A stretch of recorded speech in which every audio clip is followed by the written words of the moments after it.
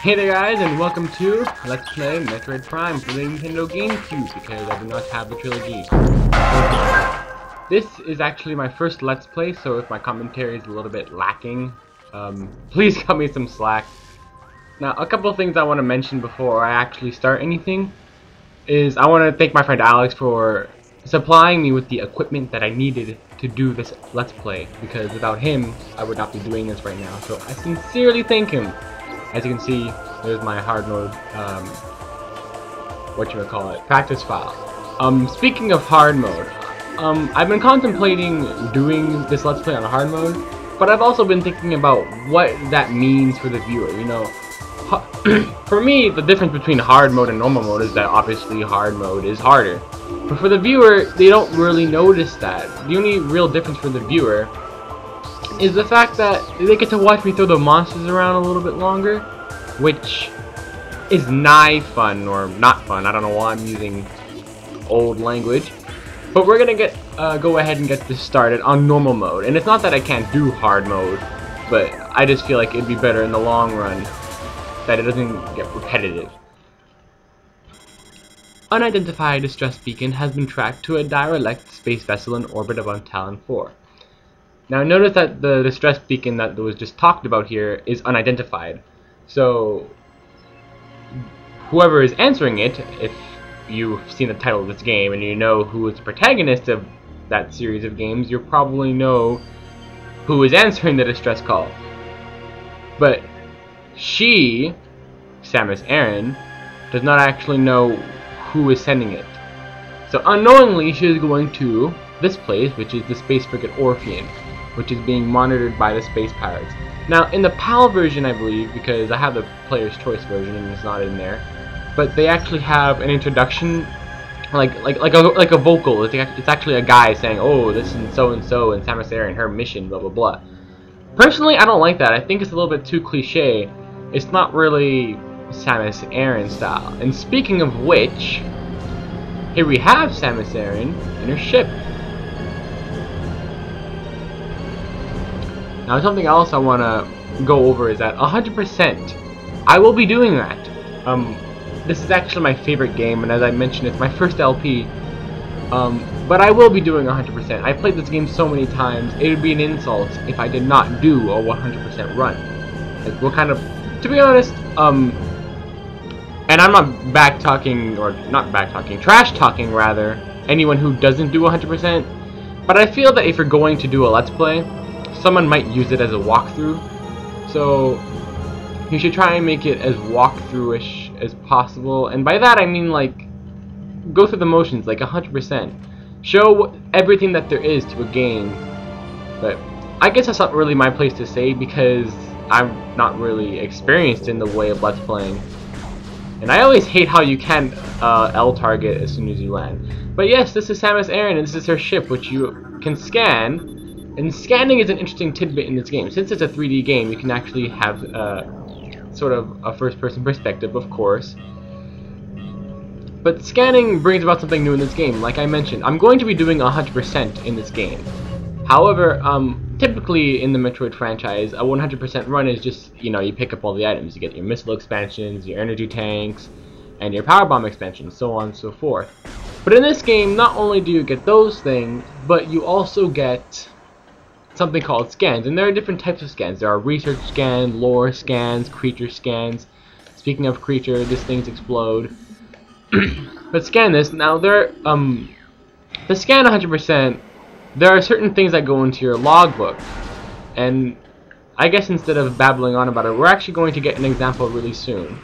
But this place that we're in is the Space Frigate Orpheon, which, as you can probably see, this thing right here might be the reason for the distress signal. This giant monster fell out of its tank. Glorious. But this thing right here, this is an example of something that goes into your logbook for 100%. This is the creature, parasite, interstellar villain? I don't know what I'm talking about. But you pretty much shoot them. It's, you know, relatively easy. Now there are three things in the Space Frigate Orpheon that you're going to want to scan, because one thing that this is also scannable, but you can scan these pretty much anywhere. One thing I think I'm going to be doing wrong, especially in the first few episodes, is that I'm going to be interrupting my own thoughts a lot, because there really is just so much to cover. But anyway, like I was saying, there are 3 things in this Space Frigate Orpheon spaceship, you could say, that we're going to have to scan, because we won't be able to scan them later. And if you do not scan them now, you'll miss them forever. This, however, is a map station. You can scan these later, so it's not something they can miss. Now, I do warn you, these first couple of episodes are going to probably be scan heavy, especially after we're done with this little Space Frigate Orpheon area. And the reason for that is because, well, you're being introduced to a new... Every time you get introduced to a new area, you have to... like, there's going to be a ton of things you have to scan. Now, just because you're scanning something, it doesn't mean it'll go into your logbook. However, that doesn't mean it won't have relevance to your surroundings as well. So it's always good to make sure you're scanning your surroundings if you're stuck. But if you're using this as a walkthrough, you probably won't be stuck. Let's go under this tunnel here. And I've suddenly run out of things to say. If you'll notice, like I said, this is the Space Frigate Orpheon, which is being monitored by the space pirates. So you might be thinking, why don't I scan the pirates? And nope, scan them. No. Ah, I totally failed.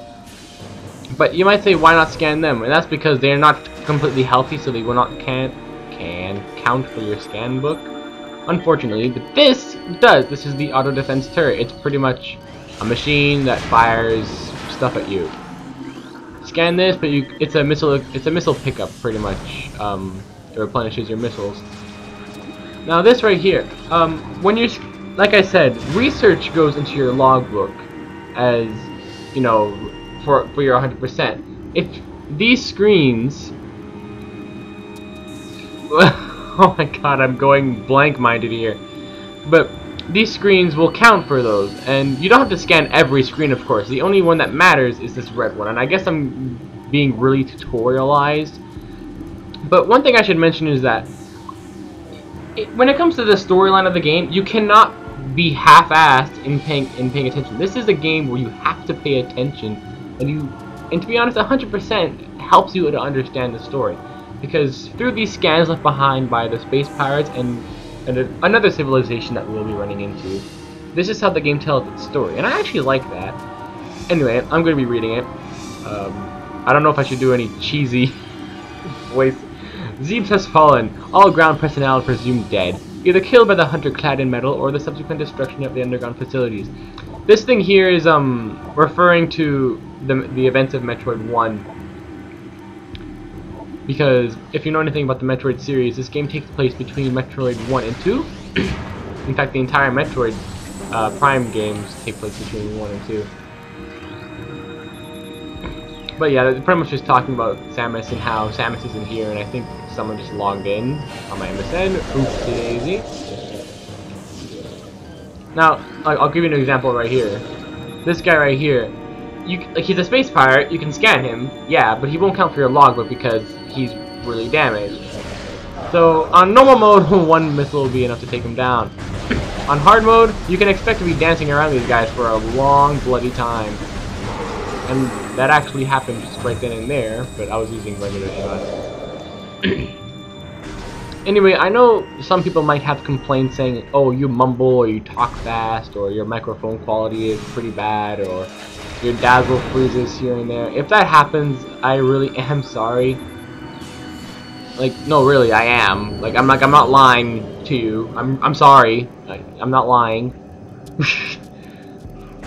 But eventually, I'm pretty sure that if I do have problems with any recording equipment, that will be fixed. But we're going to be coming on up to the beginning of the first episode, and hopefully my commentary wasn't too shitty. Damn you, parasite! You got away from me! Scan this little thing here. Now this, some people like to make fun of this. You have to go into the morph ball to open this door. Okay. Why the hell are we using Chozo technology? Because, you know, the suit that Samus uses is Chozo technology. Why are we using Chozo technology to open these doors? Well, anyway. If you look at these turrets here, they're not firing at us, and that's because we're not technically in the room that they're monitored for. I know it's weird, but you can safely shoot them with missiles from far away, which is always nice. So we've scanned two things. We've scanned the little research and we've scanned the parasite enemies. But we can also scan this, which we can find later, of course, because it is a save station. Step into these stations to save your game and replenish your health. Which reminds me of missile stations, which are far and few in this game. But beyond this door, and not this door, because beyond this door is where we just were, but beyond this door, and I guess I'll sort of give you a little sneak peek preview, cliffhanger-ish thing.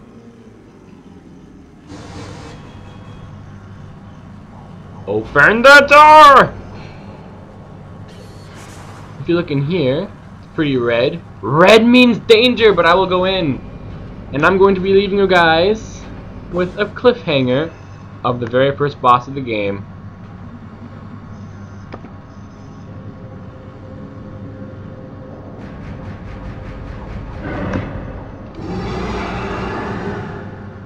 Ah, crap.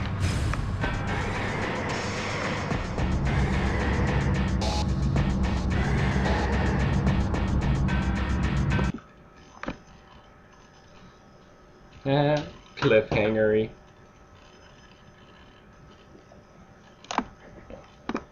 Oh, my audio's still on.